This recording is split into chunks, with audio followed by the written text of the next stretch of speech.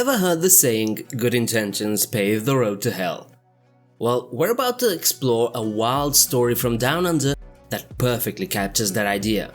That's right, today we're gonna talk about the rabbit plagues of Australia. Hi, my name is Sebastian, and these are mistakes that changed the world.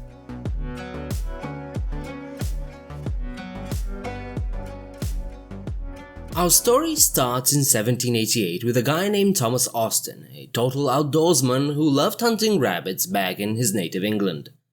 Problem was, his new home in Australia had a glaring lack of these furry critters, which meant no rabbit hunting for Thomas, and he wasn't exactly thrilled about that. So what did this determined hunter do? He did what any red-blooded Englishman abroad might do. He wrote his nephew back home and said, "Hey, send me some rabbits." And he did. A shipment of 24 rabbits arrived in Australia ready to be released into the wild. But here's the thing. Nobody stopped to think about the potential consequences. I mean, after all, 24 little rabbits seem perfectly harmless, right? Wrong. As it turns out, this seemingly innocent act would unleash a furry ecological nightmare on the whole continent. Before we get to that, let's rewind a bit. It turns out this wasn't the first time someone tried to introduce rabbits into Australia. There were earlier attempts, but those rabbits just didn't take hold.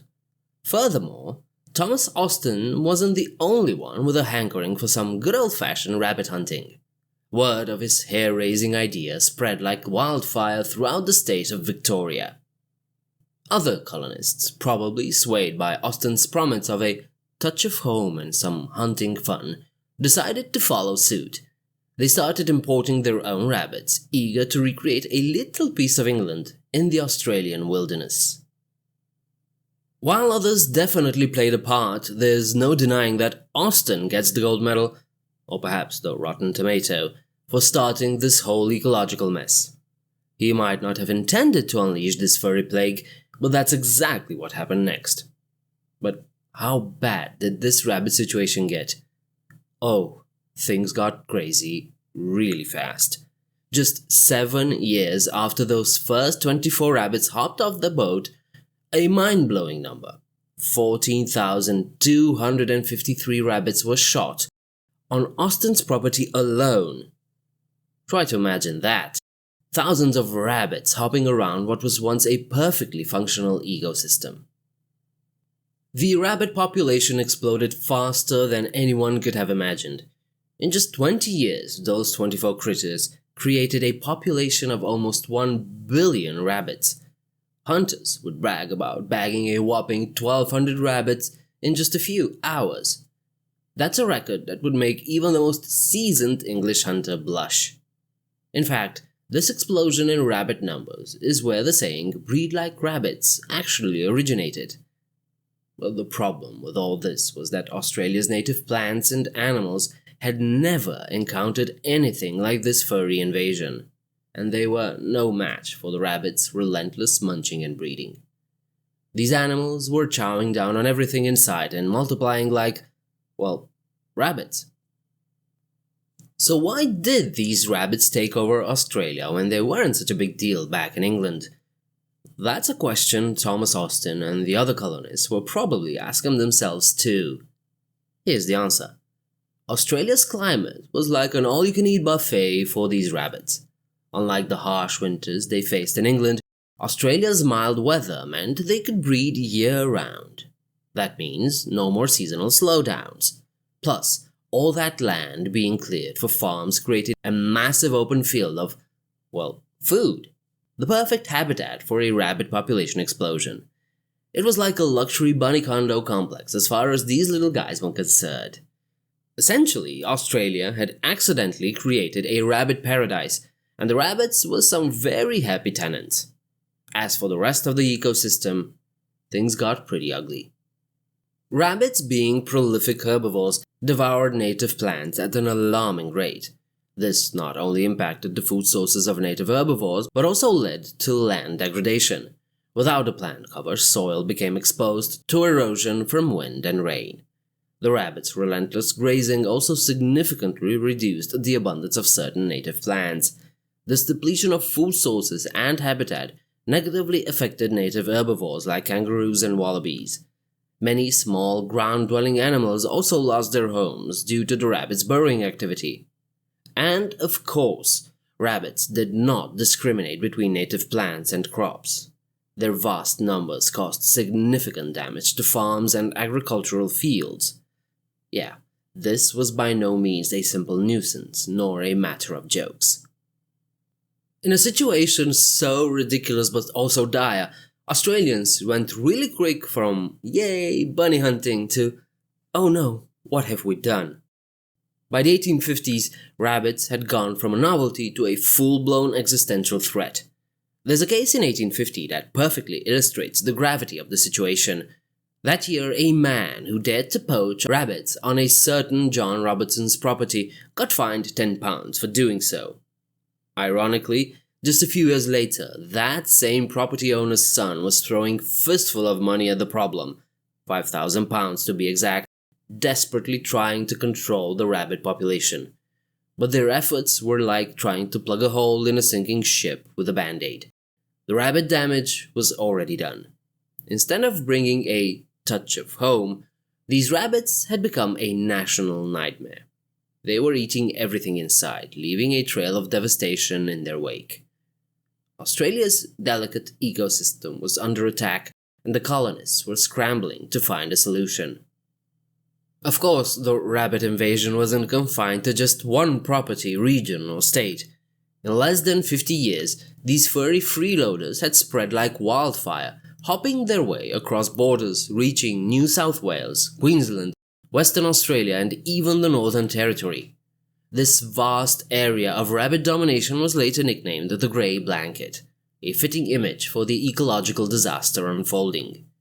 Unfortunately, the hunters themselves played a big role in this unwanted expansion.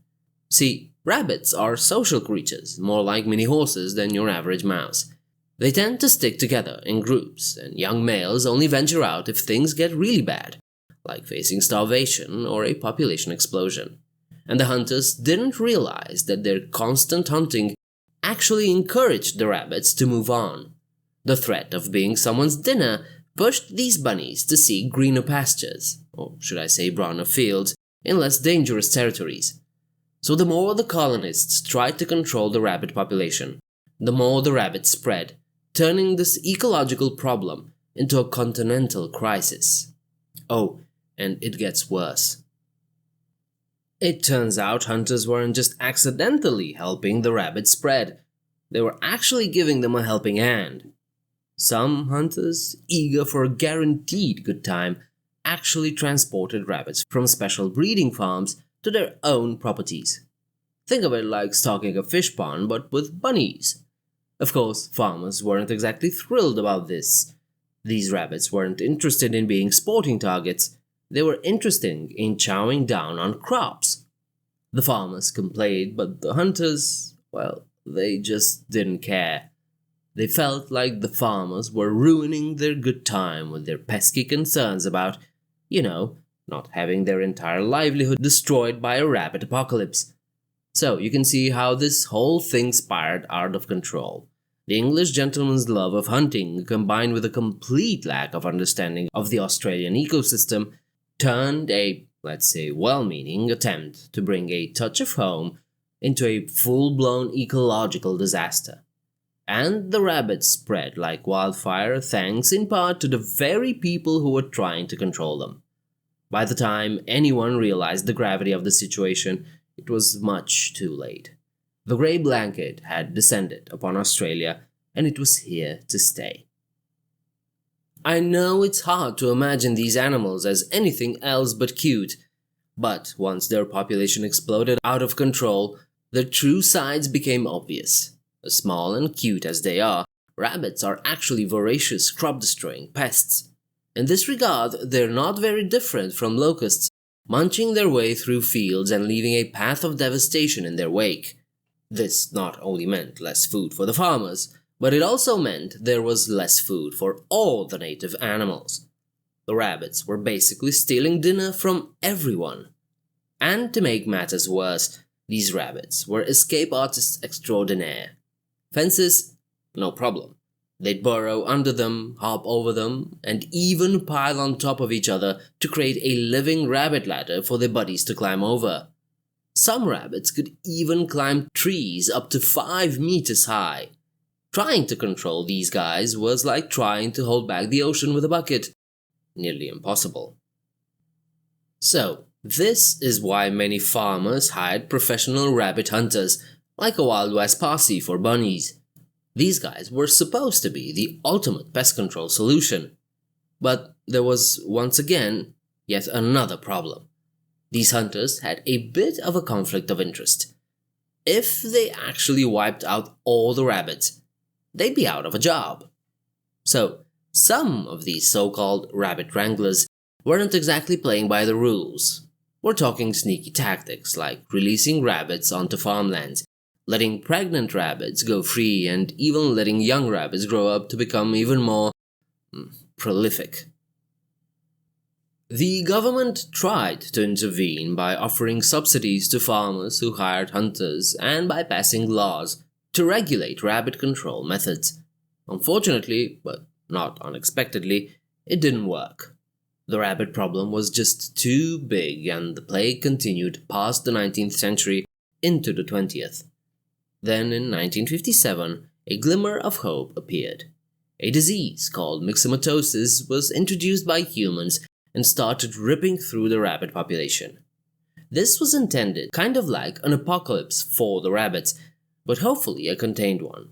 Unfortunately, it wasn't. The disease wasn't exactly picky about its victims, and it also killed some native Australian animals.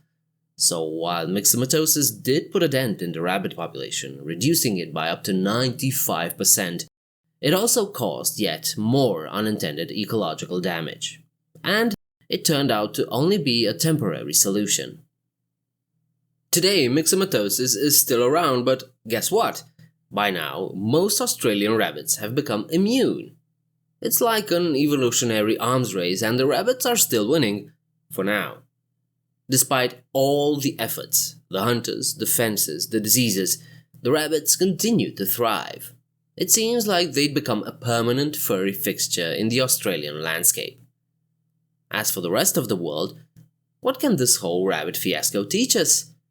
Well, it all boils down to this. Messing with ecosystems can have serious, long-lasting consequences.